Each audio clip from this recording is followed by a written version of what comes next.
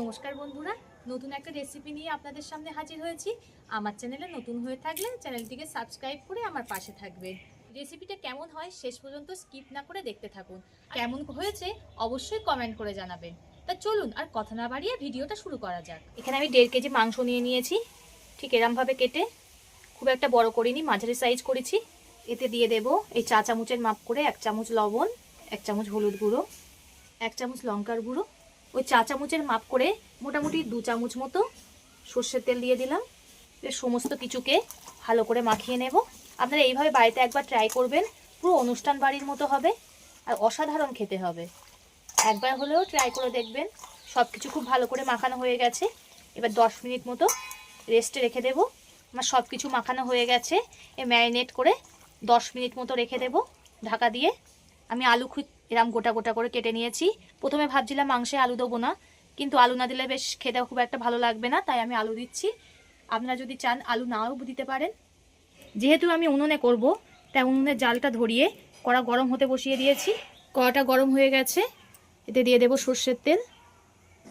তেলটা গরম হয়ে গেছে, কেটে রাখা আলুগুলো দিয়ে দেব ভাজার জন্য। আলুগুলো একটু লাল লাল করে ভেজে নেব। আপনারা চাইলে আলুটাও স্কিপও করতে পারেন। আমাদের একটু চিকেনে আলু ভালো লাগে বলে আমরা একটু আলু দিলাম। আলু আমার ভাজা হয়ে গেছে, আলুগুলোকে তুলে নেব।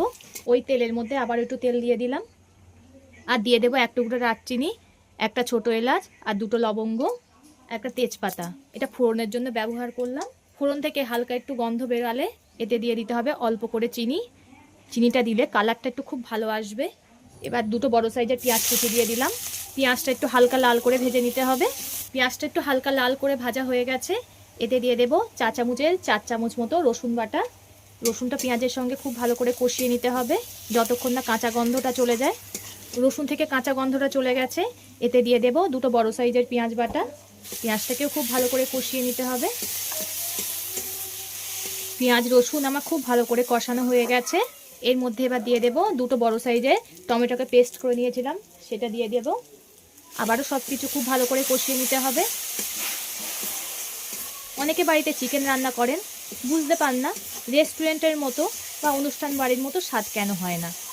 আমি যে পদ্ধতিতে আজকে রান্না করছি, এইভাবে একবার বাড়িতে ট্রাই করে দেখবেন। আশা করি সেই স্বাদটাও বাড়িতে পেয়ে যাবেন। মশলা থেকে তেল ছাড়া আরম্ভ করে দিয়েছে।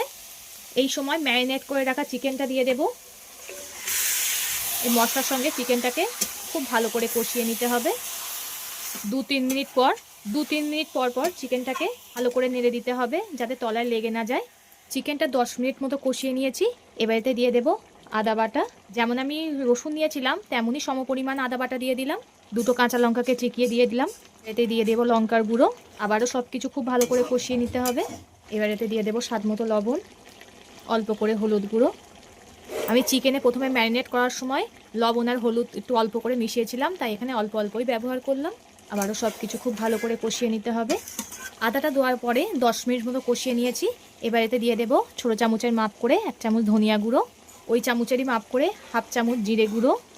মশলাটা আবারও কষিয়ে নিতে হবে। আমি কিন্তু 2-3 মিনিট পর পর 20 মিনিট মতো কষিয়ে নিয়েছি।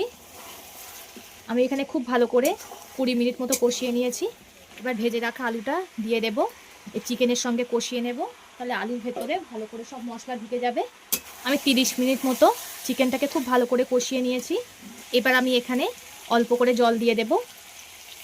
আপনারা চাইলে জল নাও দিতে পারেন, এখানে আমি অল্প করে জল দিয়ে দিলাম। আপনারা যদি কষা কষা খেতে ভালোবাসেন তখন জল না দিলেও চলবে। ঝোলটাকে একটু ফুটিয়ে নেব। আমি ধিমে আছে বসিয়ে রেখেছিলাম 1/2 ঘন্টা মতো।